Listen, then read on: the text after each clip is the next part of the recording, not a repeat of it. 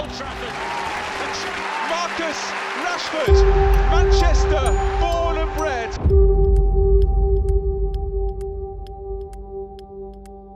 There was a time when Marcus Rashford was more than just a footballer. He was a symbol of hope, a homegrown hero at Manchester United, a fighter for children's rights, a lightning bolt on the pitch. But in 2025, he's barely a whisper of the player we once knew. Now, rumors link him with Barcelona.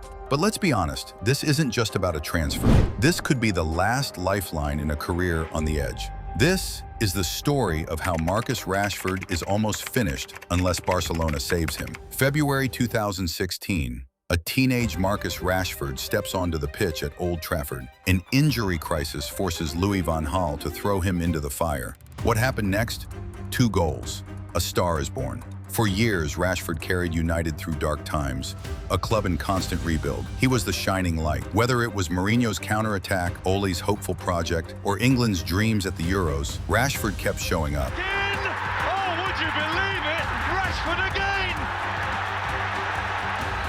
One of the most remarkable stories of the season. The stuff you've been doing over the free school meals has just been a lifeline to so many parents. Off the pitch, he fought for kids going hungry. On the pitch, he fought for trophies United couldn't win. At just 25, he'd lived 10 football lives, but something broke, and when it broke, it fell hard. The 2023-24 season was brutal. Rashford scored just 8 goals in all competitions, his lowest return since his debut year. His confidence was gone, his energy was gone, and worse, the fans began to turn. I just feel like I've been talking about Marcus Rashford the last week, and I've said before, he's not that good a player for the amount of time that we talk about. Wayne Rooney was, David Beckham was, these players at Man United, Ronaldo was. Erik ten Hag benched him repeatedly. Reports of lateness. It was important for him to implement them rules there and then. Because that's unusual for you. You would never be late, would you, in any situation? No, listen, I wasn't even that much late, but... Was he being harsh?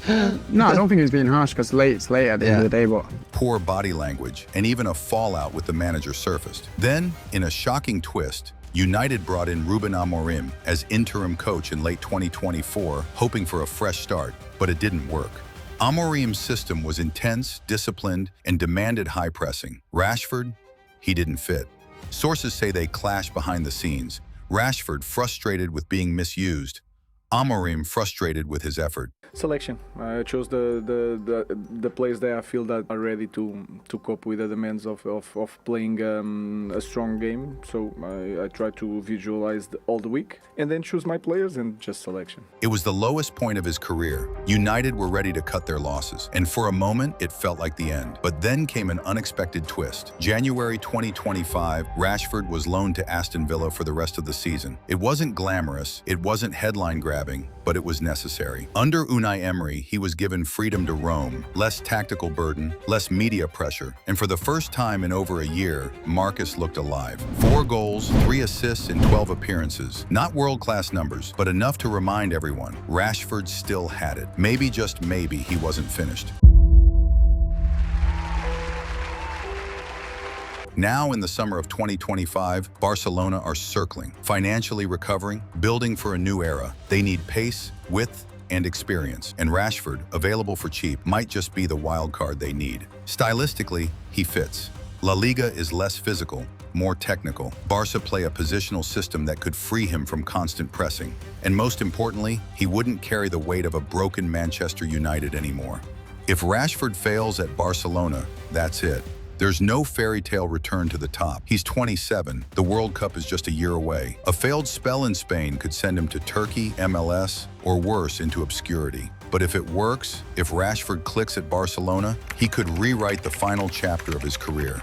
A redemption arc worthy of his talent. Sometimes, a player doesn't need more coaching or tactics. They just need belief. The world gave up on Marcus Rashford, but the question is, will Barcelona give him a second chance? And more importantly, will he take it? And yet, even with the tension, the criticism, and the benching, Rashford stayed. And listen, Marcus isn't someone who really wants to talk and do interviews, so you have to respect that. He didn't angle for a transfer, didn't leak to the media, didn't chase a higher wage abroad. He showed commitment to the club that raised him.